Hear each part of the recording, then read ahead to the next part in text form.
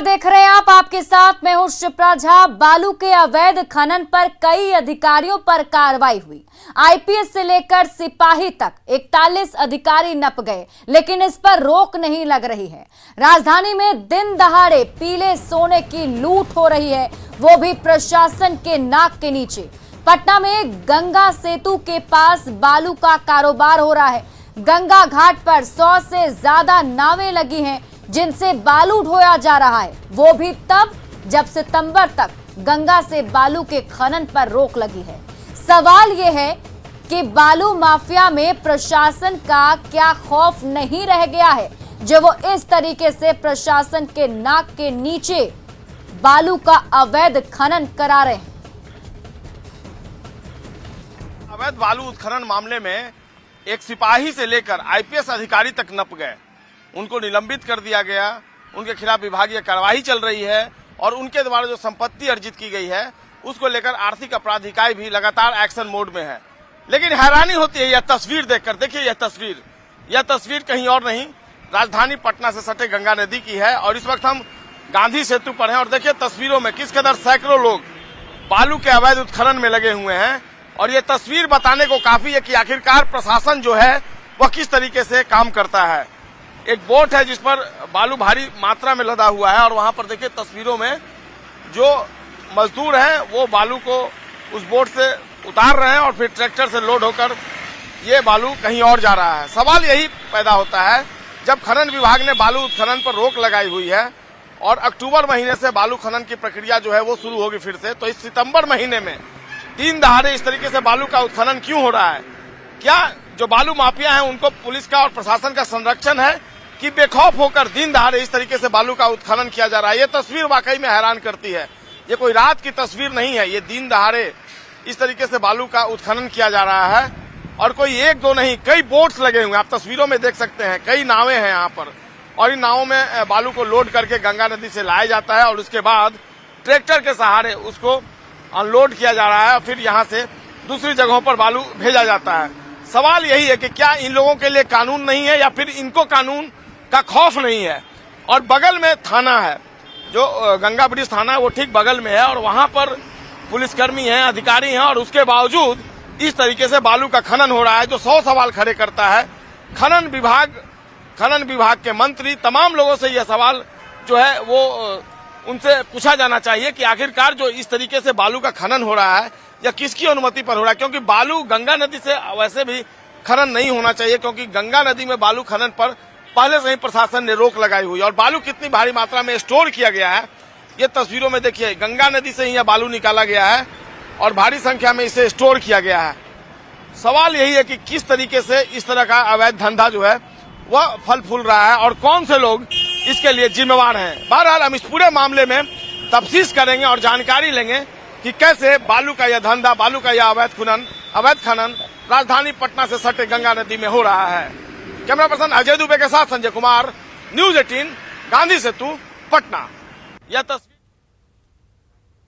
और हमारे साथ इस खबर पर अधिक जानकारी के साथ हमारे सहयोगी संजय हमारे साथ जुड़े हुए हैं लाइव, उनके पास ही चलते हैं। संजय, तस्वीरें आपको दिख रही है, हमें दिख रही है, लोग देख पा रहे हैं, क्या ये तस्वीरें प्रशासन को नहीं दिख रही? दिन दहाड़े इस तरीके से अवैध खनन।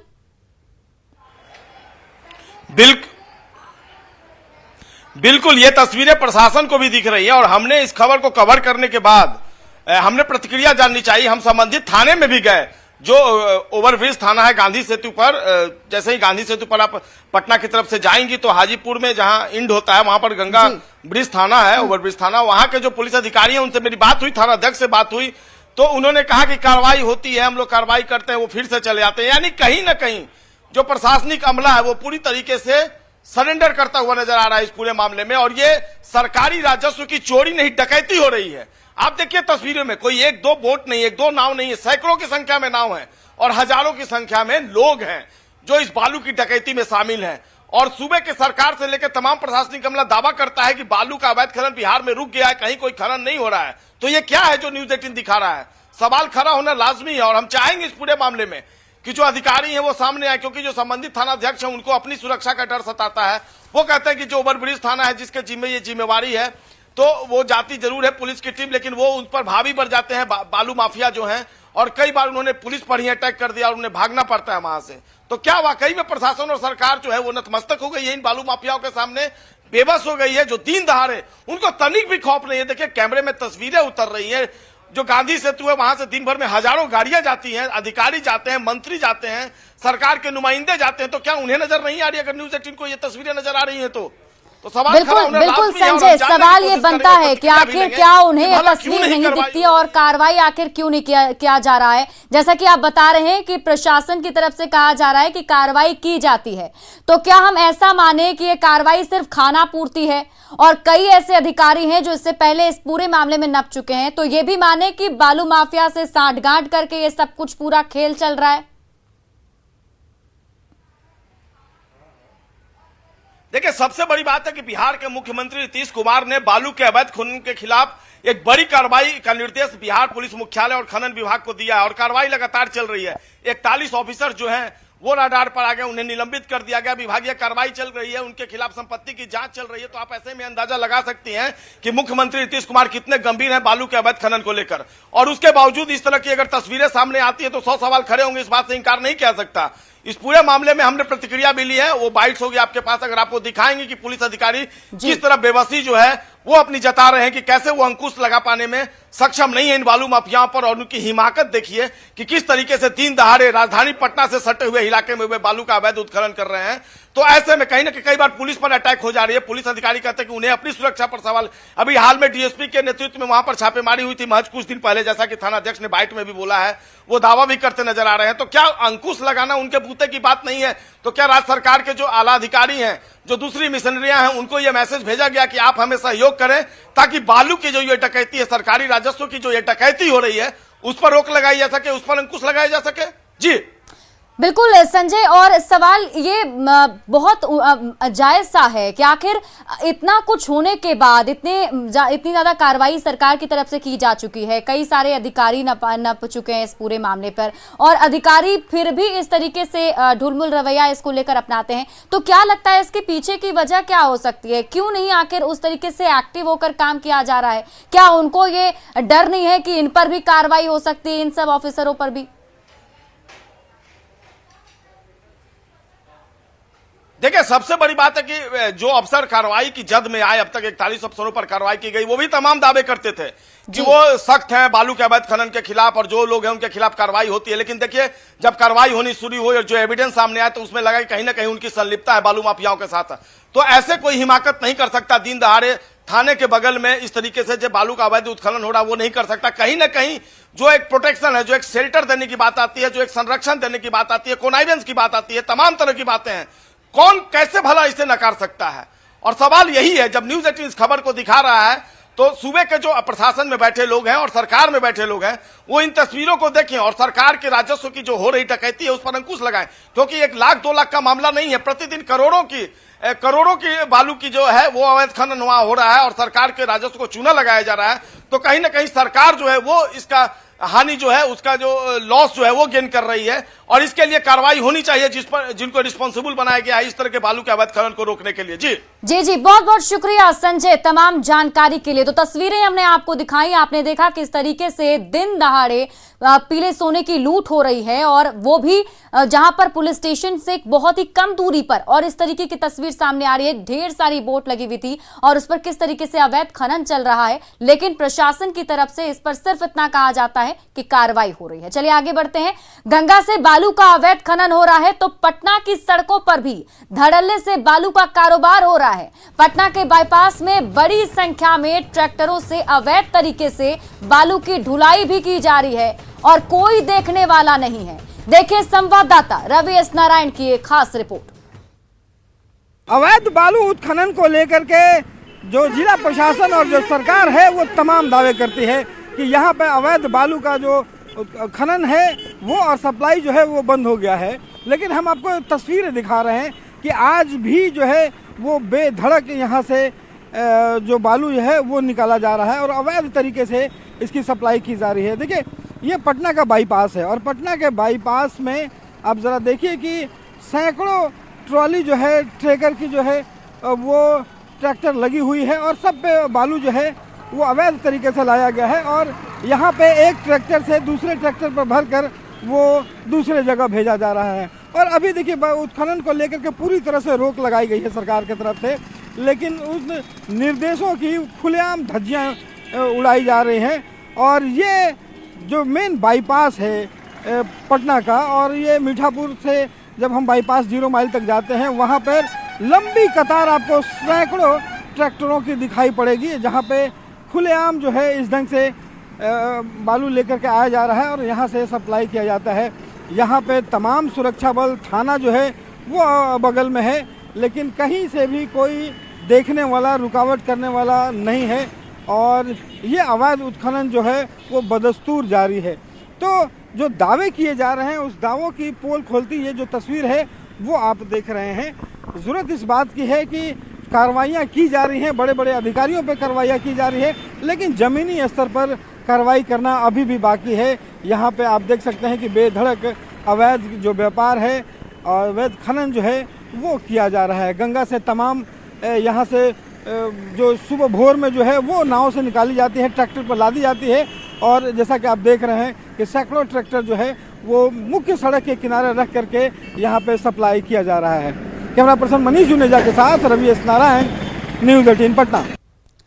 आरजेडी प्रमुख लालू प्रसाद के निर्देश के बाद पार्टी कार्यकर्ता हरे रंग की टोपी और पगड़ी पहने नजर आ रहे हैं। पार्टी कार्यकर्ताओं का कहना है कि उनके लिए सुप्रीमो का निर्देश सबसे ऊपर है।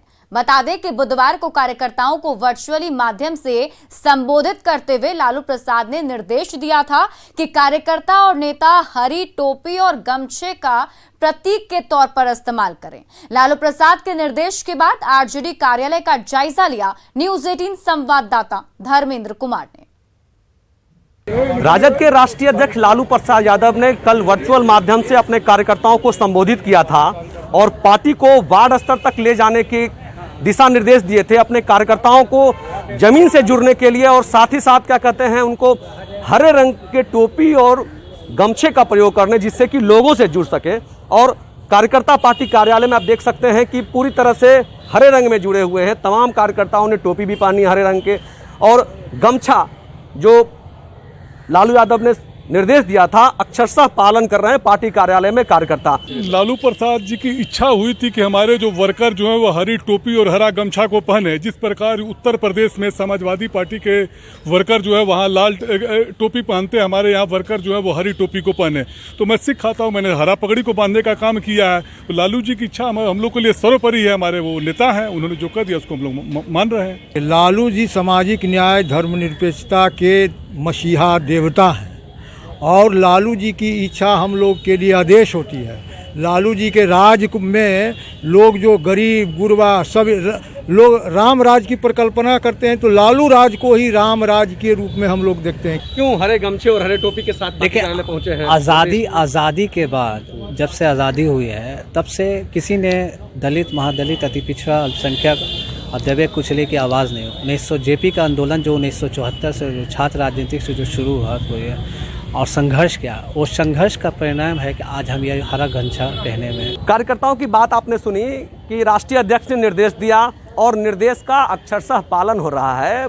पार्टी को वार्ड स्तर तक पहुंचाना है, जन जन तक पहुंचाना है और इसके लिए जो राष्ट्रीय अध्यक्ष ने निर्देश दिया उसका अक्षरशः पालन होगा। पार्टी कार्यालय में तमाम कार्यकर्ता उनके निर्देशों का पालन कर रहे हैं और पार्टी को मजबूती देने के लिए हर एक प्रयास होगा जो कि राष्ट्रीय अध्यक्ष के द्वारा निर्देश जारी किया गया है। न्यूज़ 18 के लिए पटना से धर्मेंद्र कुमार।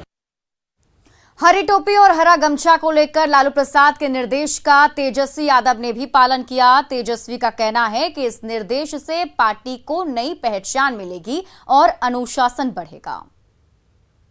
हरा से हरियाली, लोगों के जीवन में हरियाली रहे और हरा रंग जो है तिरंगे में भी हरा रंग है, तो हम लोग तो सब पार्टी की पहचान है और हमारी जो विचारधारा है ये उसकी भी पहचान है।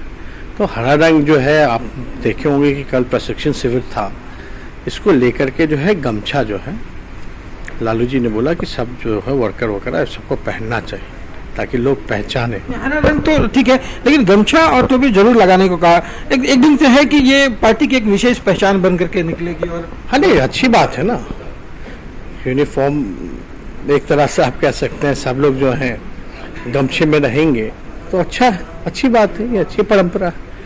और इसमें गमछा तो बिहारी लोग का पहचान है ही पहले से, ऊपर से हरा गमछा, तो इससे बढ़िया बात क्या हो सकती है।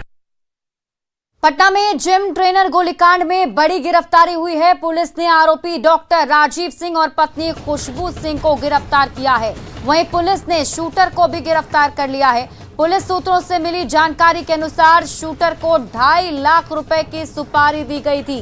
पुलिस का दावा है कि डॉक्टर दंपति के खिलाफ साक्ष्य मिले हैं, जिसके आधार पर आरोपी दंपति को जेल भेजा जाएगा। पुलिस आज इसका खुलासा भी करेगी। पुलिस ने गोलीबारी में इस्तेमाल किए गए पिस्टल को भी बरामद कर लिया है।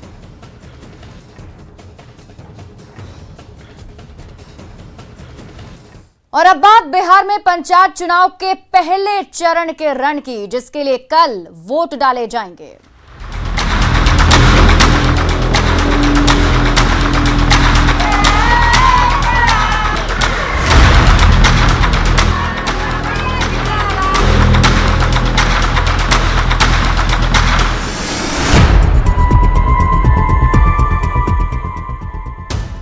पंचायत चुनाव में इस बार बोगस वोट गिराने वाले मतदाताओं की खैर नहीं। पंचायत चुनाव में बोगस वोट गिराने पर रोक लगाने के लिए राज्य निर्वाचन आयोग ने सभी बूथों पर बायोमेट्रिक उपकरण लगाने का निर्देश दिया है, जिससे मतदाता बोगस वोट नहीं गिरा पाएंगे। मतदाता को सबसे पहले बायोमेट्रिक पर अंगूठे का निशान लिया जाएगा, जिसके बाद ही मतदाता ईवीएम का बटन दबा पाएंगे। कटिहार में डिजिटली रूप से इसकी तैयारी भी शुरू कर दी गई है। अनुमंडल पदाधिकारी ने कहा है कि निश्चित तौर पर ये प्रयोग पहली बार किया जा रहा है और ये खासकर बोगस वोटरों पर पूरी तरह से रोक लगा सकता है।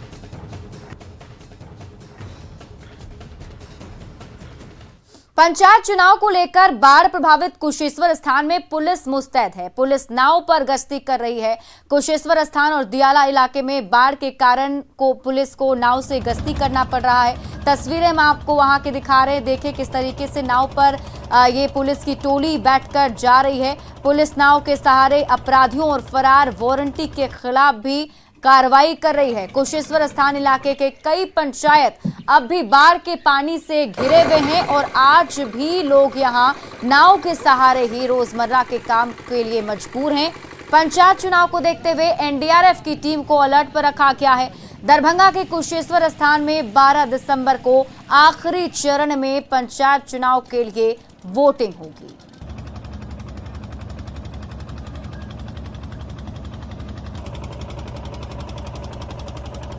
लगातार अभियान चलाया जा रहा है।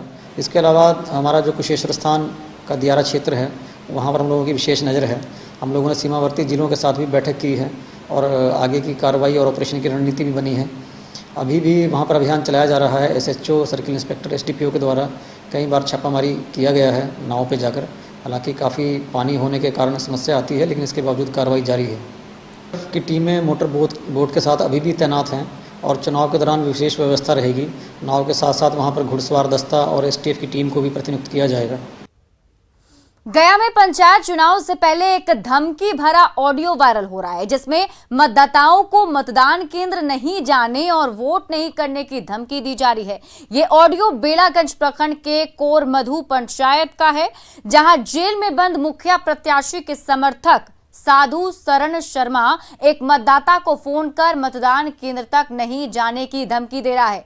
जेल में बंद मुखिया प्रत्याशी को शक है कि ये वोट वर्तमान मुखिया अनिल कुमार के पक्ष में चला जाएगा, लिहाजा मुखिया प्रत्याशी के समर्थक उसे वोट करने के लिए मतदान केंद्र तक नहीं जाने की धमकी दे रहे हैं। पहले आप सुनिए वो धमकी भरा ऑडियो। पूरा परिवार वोट देवे जाए कि न जाए? एकदम जाएंगे, एकदम जाएंगे। जाएगा? हाँ।